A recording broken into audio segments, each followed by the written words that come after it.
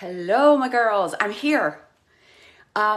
Today is packed. I have another, I say this every time, but I have another really good bunch of information for you and strategies for you.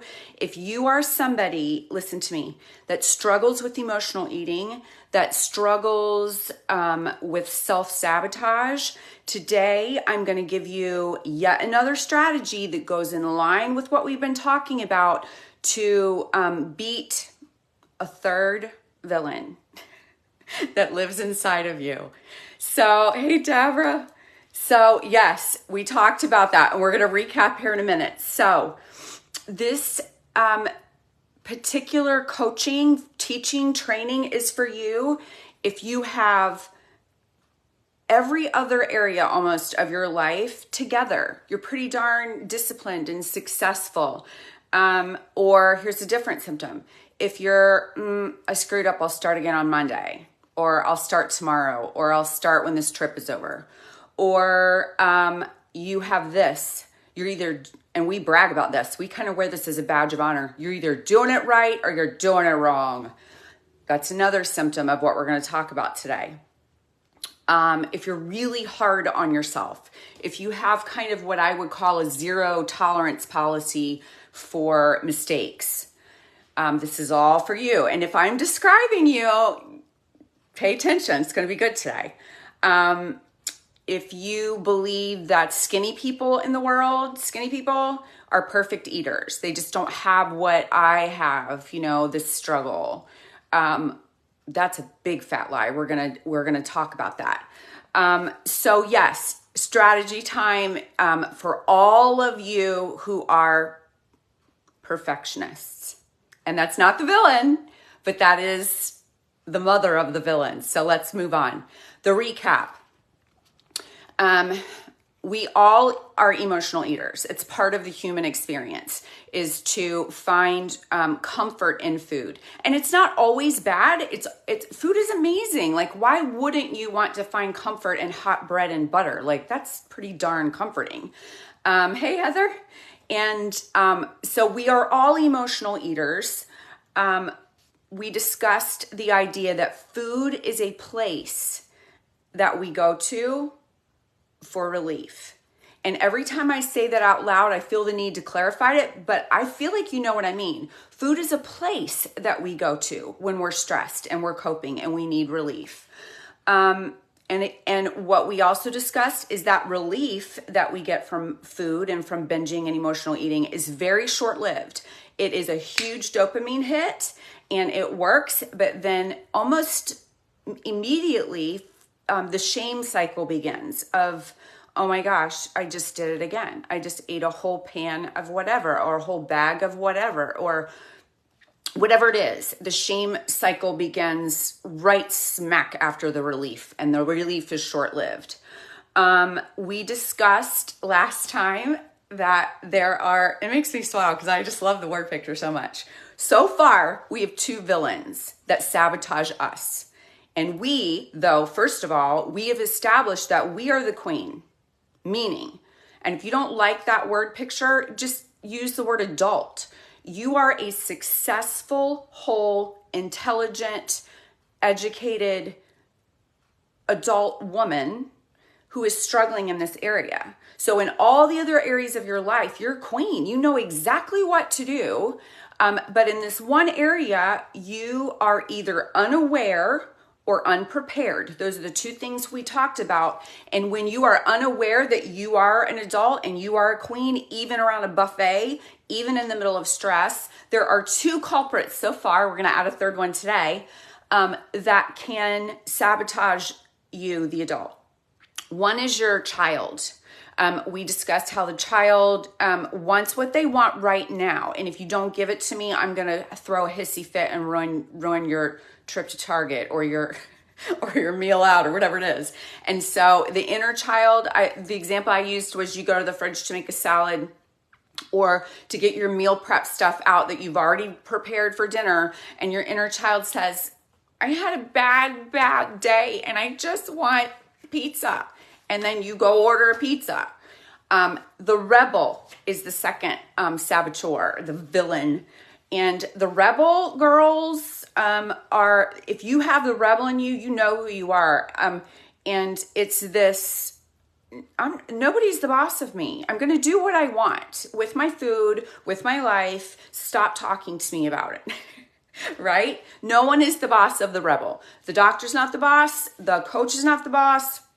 Husbands, family, whoever, the rebel is the boss of the rebel. But is she really? Because there is a lot of destructive behavior caused by the child in the rebel, right? So queen, child, rebel is what we've established so far. And then last week we talked about if the queen is unprepared, if the adult successful woman in you shows up to these stressful situations and the only coping mechanism that she has is food and binging and the comfort she gets from that, she's done for.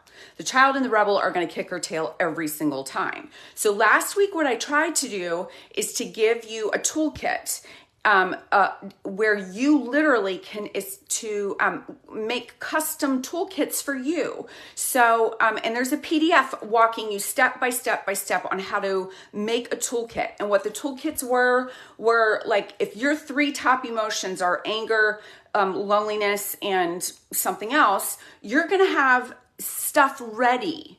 So your workout clothes with angry music and whatever it is in that anger toolkit. So I've had a crap day at work. I'm really ticked off. And you begin to visualize yourself not going home and binging on a gallon of ice cream, but going home and grabbing your cute little workout outfit and going for a speed walk with music on, right? So if you want, listen, this is my first call to action. If you want the PDF, and it's super simple. A lot of girls complimented the layout saying, oh my gosh, this is so great. And that is this. If you want the PDF on a step-by-step on how to establish toolkits that are not food related, put PDF in the comments and I'll send it to you. It's super easy. So moving along, I have a lot to cover and I might have to use notes because there's so much. Any questions or comments? There's only 2 of y'all, Deborah and Heather, are live with me. I love it. If you do, feel free to talk. I need it. Okay. Today I'm giving you, so that's the recap.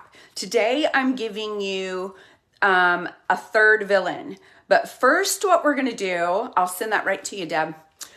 First, what we're going to do is talk about the mother of the third villain. And she is perfectionism.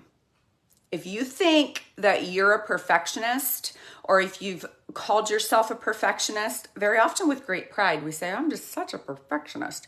Then put that in the thing so I know who you are. I'm a perfectionist. It is awful.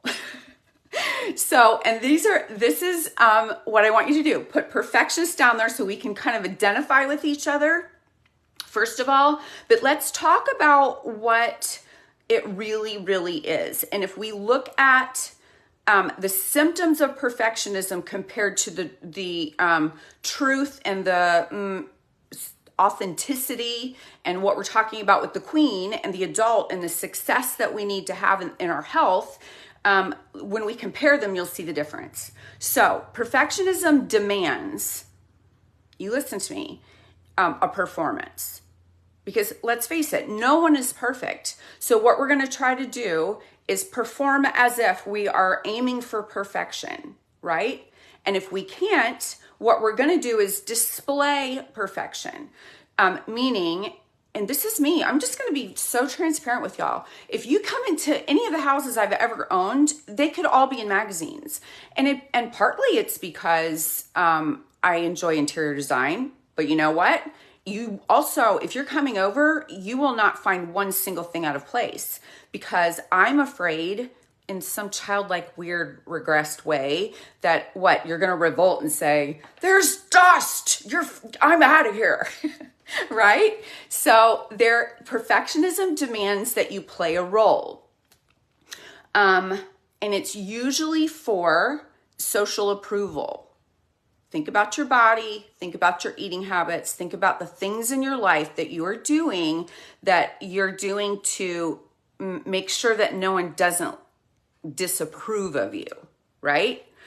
The truth, and so the lie in that is that someone's going to say, well, forget you, you're overweight or your house is dirty, right? It's so dumb when you really intellectualize it. It's so stupid.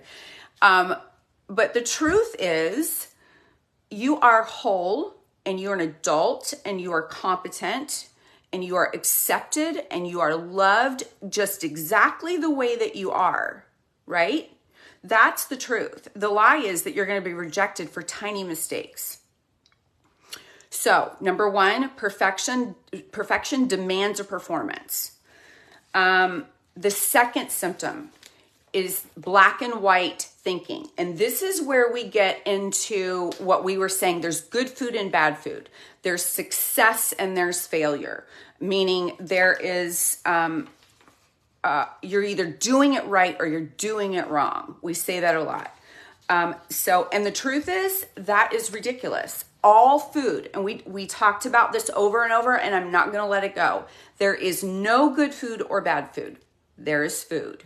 And there is an adult queen in you that knows exactly how much of it, of all of the good stuff and the sweet stuff, the clean stuff and the not so clean stuff to eat and when to eat it. You know what to do, right?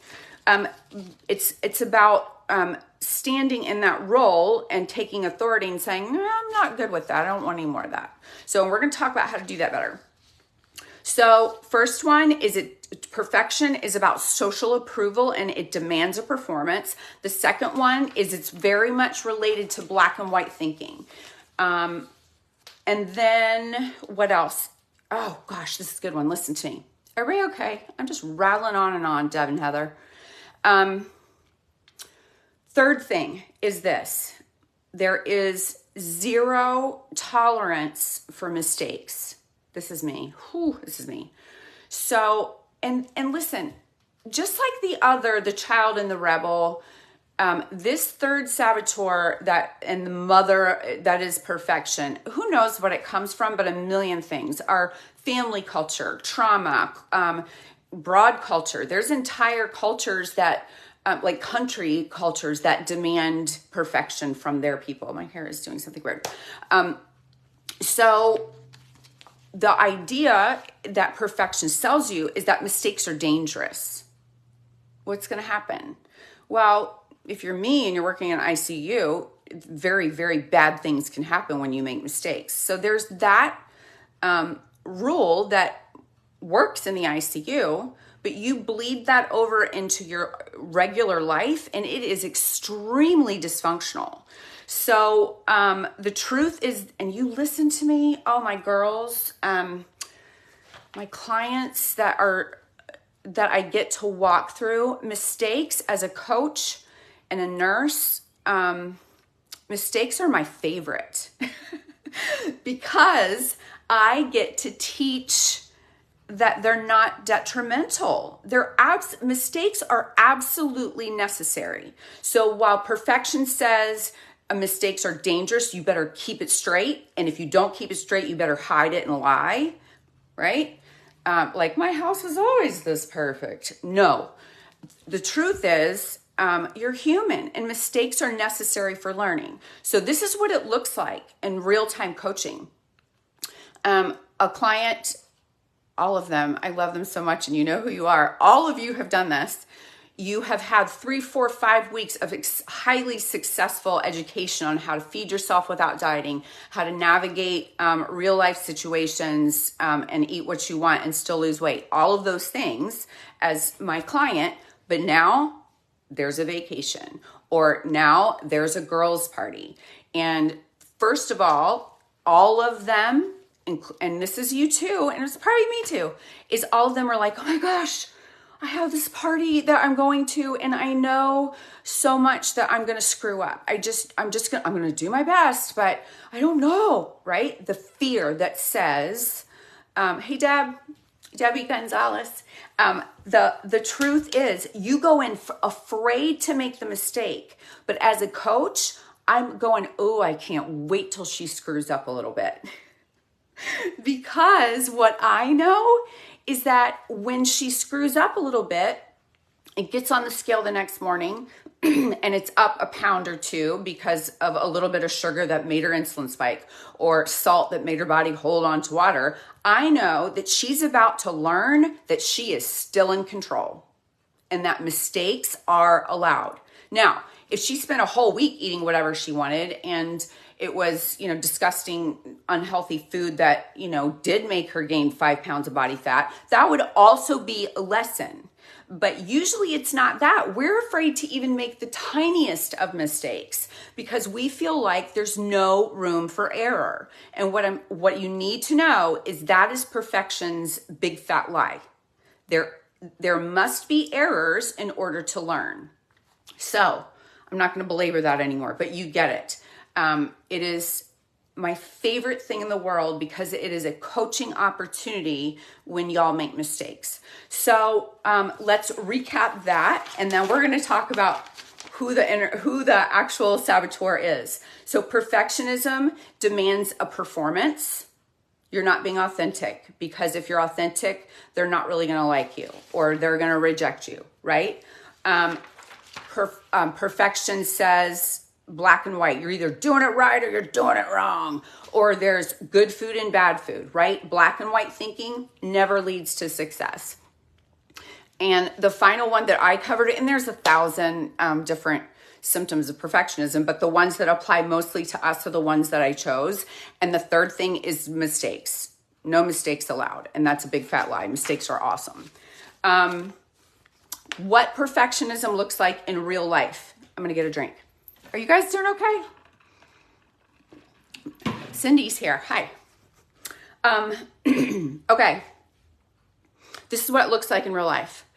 I'm going to do it right this time. I am so sick of feeling gross and I'm so tired of being scared that my health is failing. And where's this going to lead to? Like, I'm doing this thing this time, right?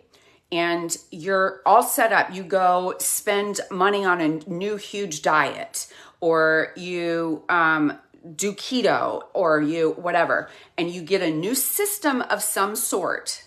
And then by that evening, you are starving and grouchy. You have every symptom of keto flu with brain fog. And then what do? You go for comfort. You go straight to food for relief. Unless you're prepared. We talked about that last week. But usually you go straight to food for relief because number one, you're starving. And number two, you need the comfort of feeling like such a crap failure, right? It also can bleed into not only your nutrition self, your healthy or unhealthy self, whichever, it looks like your life. Tomorrow, I'm going to get up really early and I'm going to do my devotions and go for a run. And then I'm going to leave early and get a special cup of coffee at Starbucks. And then I'm going to do lunch with my girl at work. And then this one makes me laugh because we love her. And then you wake up late and you're freaking out. Your outfit looks like crap. You don't make it to get your, coffee, of course. So now you're grouchy about no coffee. And then your lunch was supposed to be yesterday with your girlfriend and you missed it. So these are just everyday life examples. So, and if you can relate, say something like, yep, because I feel like that is something that we all put on. Why do we do it? We put that crap on ourselves.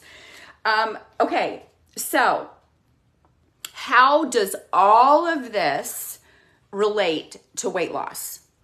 How does all of this relate to being healthy or unhealthy? And the bottom line is this. This is why. And you probably know what I'm going to say. Listen to me. Anything that is extreme, anything that is restrictive, especially with food, is a guaranteed stressor. It is a guaranteed stressor, which leads to a guaranteed failure. Period. There's no exception. And this is another thing that you need to know before we move on, and I'm going to reveal the villain. This is the thing you need to know. Research 1,000,000 times over has shown that people who are not perfectionists, their house is a hot wreck. They're, they really don't care very much if you approve of them or not. you probably, as a perfectionist, look at what they're wearing and go, okay, do you have a girlfriend? Right? You listen to me. Those people are more successful in life than the perfectionist. People who are not striving for perfection succeed more than the perfectionists. So the fact that we wear this badge kind of like, well, I'm such a perfectionist, I can't help it. That's crap.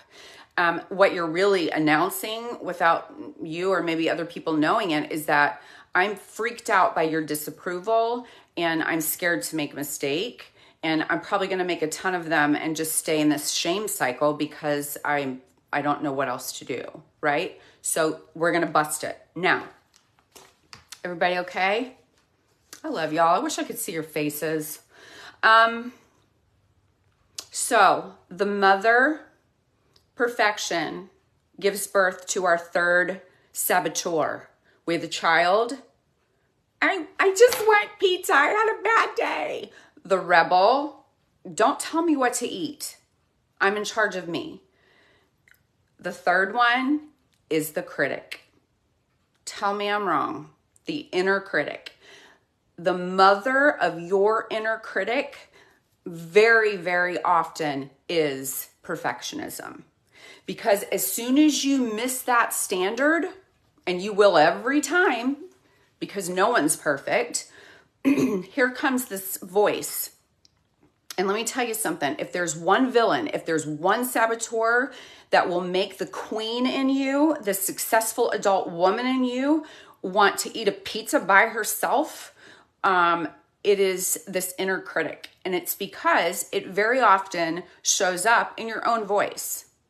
We sound like mental patients, right?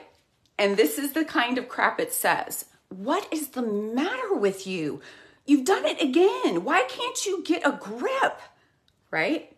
Or it says things about your physical appearance. You're so gross. Ugh, you feel gross, but you look gross too. Or how about this one? This is a big one for me. They're looking at you and they're grossed out by you. Look at yourself, right? That is your inner critic. And I tell you what, those inner demons can rip apart any resolve that you have to be healthy in the pockets of your life where you feel like you don't have a grip. That inner critic will sabotage you, in my experience, faster than the rebel and the child. Hey, Crystal. So your inner critic, though, can be squashed, whatever that word is, if we can nip perfectionism in the bud. So let's talk about that. Everybody okay? Water time. You guys drink your water. Now, the way that we deal with this, and this is where the teaching comes in, and I don't want to talk for 5 hours, but there's just so much good stuff in here. So the child, the rebel, the inner critic, are not the real you. The real you, remember we discussed, is the queen. We're calling her the queen because she is the one, the real you, that brings her whole self, the parts of her that are the very most whole and centered and in touch with who she really, really is. She's the one, the queen in you, the real you, is the one that succeeds in her marriage and succeeds at work and succeeds in homemaking, whatever it is that you do. That is the real you. And listen to me, the only time you abdicate your authority to a brat child who wants ice cream and not salad, or the rebel, don't tell me what to do, or the inner critic saying, you're going to fail again, you know. The only way that she can keep her authority is to be prepared. And we talked about the toolkit, but today we're going to revisit the idea of her being aware. That is who you, girls, you listen to me. That is who you really are. And what we need to do together is to figure out how your brain and your heart can bring her, the real, whole, intelligent, successful you, into these other areas of your life. So here's an exercise. Get notebook, paper, and pen if you want to. Do people use notebook paper anymore? Anyway, listen to me. So this is a psych counseling exercise that I love. That actually my coach gave to me, my business coach. And I was like, I'm using that with my girls. No idea where he got it. It might be his, but I think I've read it before in other psych books and stuff. So what I want you to do in order to assume and keep your role as adult successful queen in these other areas is to identify, number one, identify the situations where you know you're not doing well. I get triggered at work, I come home, I binge. I get triggered when I see my Aunt Susie Q and she hurts my feelings and I come home and binge. Identify where you are triggered and where you then abdicate your authority and just go hog wild, right? So that's the first thing. Identify the trigger. Second thing, this is so fun. I want you to identify how you would like to show up differently in those situations. Dream. What would your dream response be? What does it look like to you, the adult successful queen, to show up in that situation? What is she doing there? Not the child, not the brat, not the one being bullied, not the inner critic, but you. What would you do when you get triggered differently? Now, so envision you showing up as your best. The third step is to envision your character.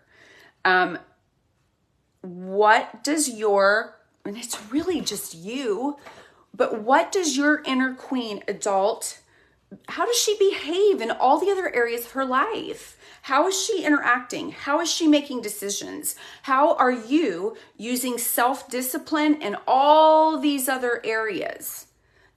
And then the third thing is I want you, they say, get in character and be your true queen self in these other spots in your life.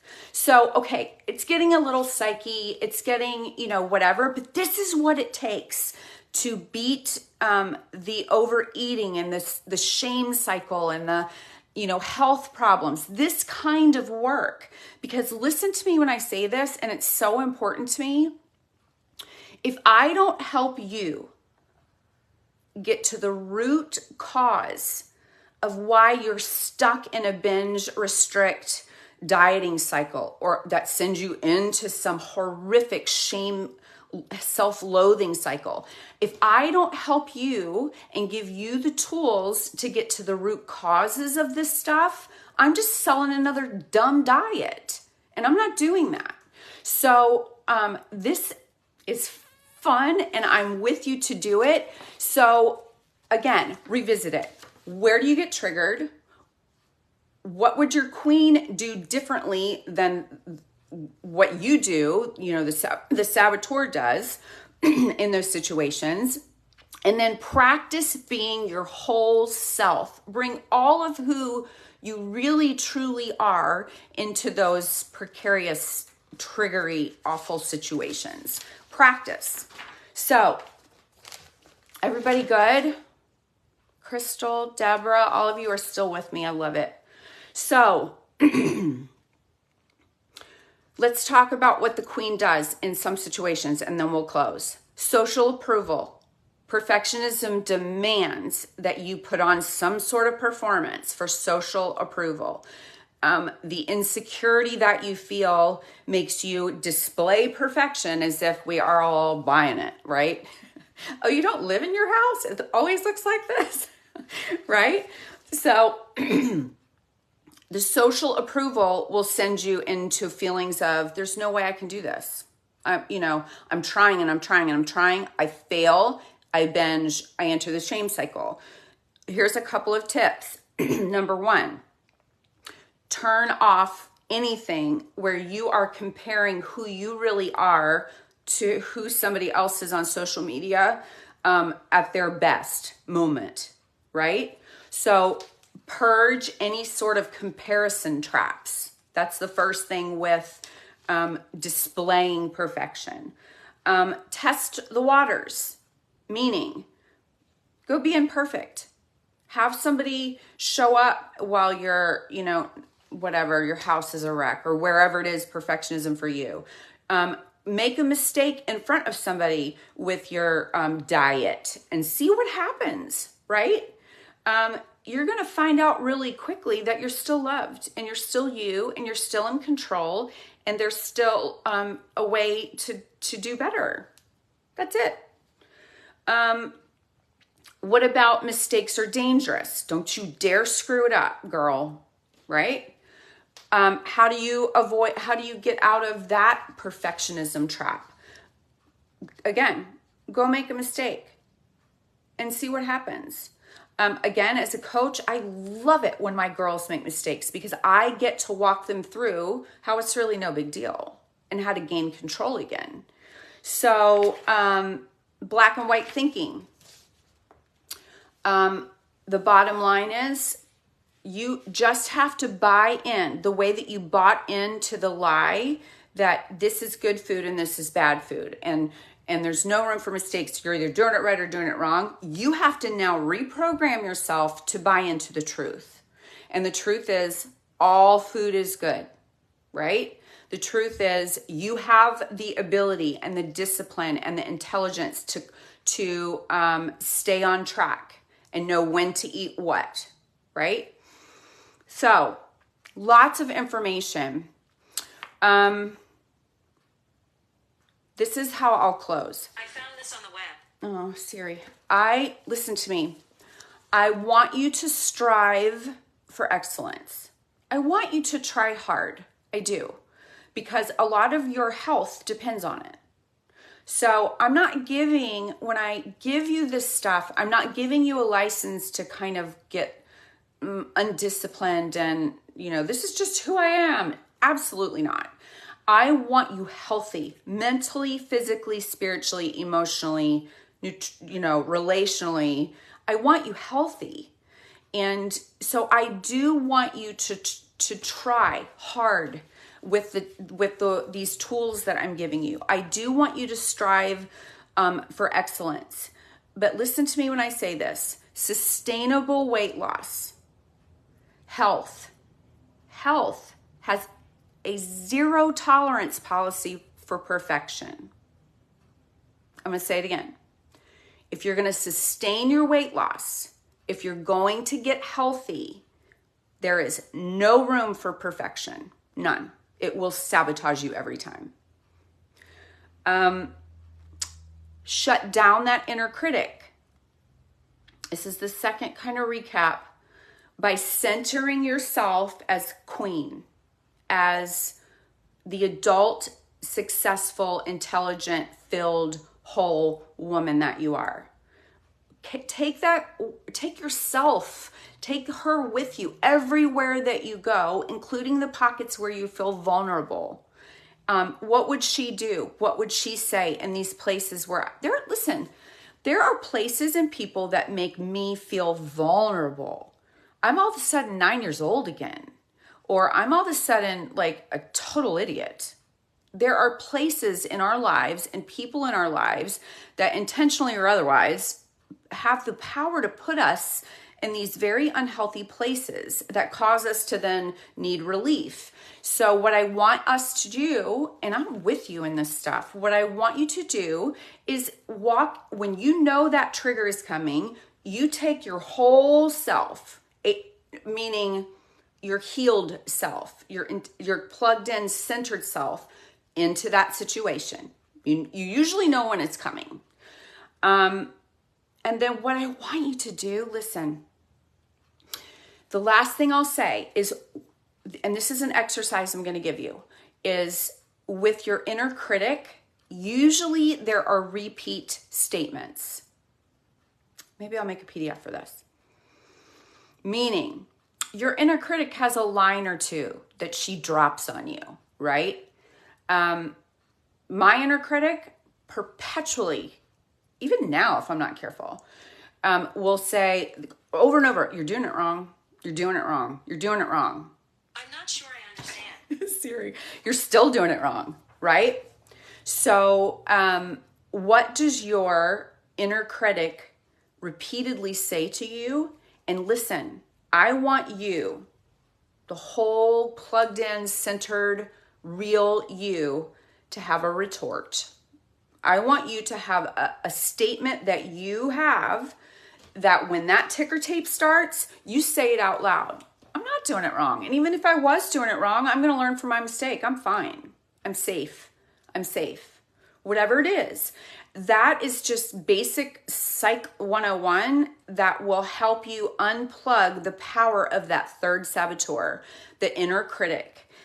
So aim to make some mistakes.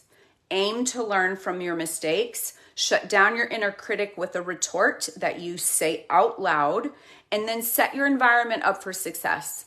I don't want your home to be full of crap that you then have to fight on top of all this other stuff that we're dealing with mindset. I want your external environment to be set up for success too. So I love you. I'm with you. Your last call to action is this. I'm here. I absolutely love giving free strategy calls. 15 minutes, you tell me where you are and where you want to go, and I get a plan together with you on how to get there and what we think your obstacles are. So, and sometimes it goes longer than 15 minutes if, whatever. I've been on the phone for an hour. So, but either way, whatever you need, I'm here for you. So don't be scared to do it. I'm not selling anything. So if you want, a free strategy call on this mindset stuff or anything else, if you need nutrition guidance or information, I'm your girl. I love it. I'm doing it for free, and it's my favorite thing in life to do, and I'm here for you. So if you have any questions of any kind, let me know, and have a great rest of your week. Girls, Crystal and Deb stayed with me the whole time. And Cindy and Deborah, all of you, Heather, thanks for being with me. And we will chat next week. See ya.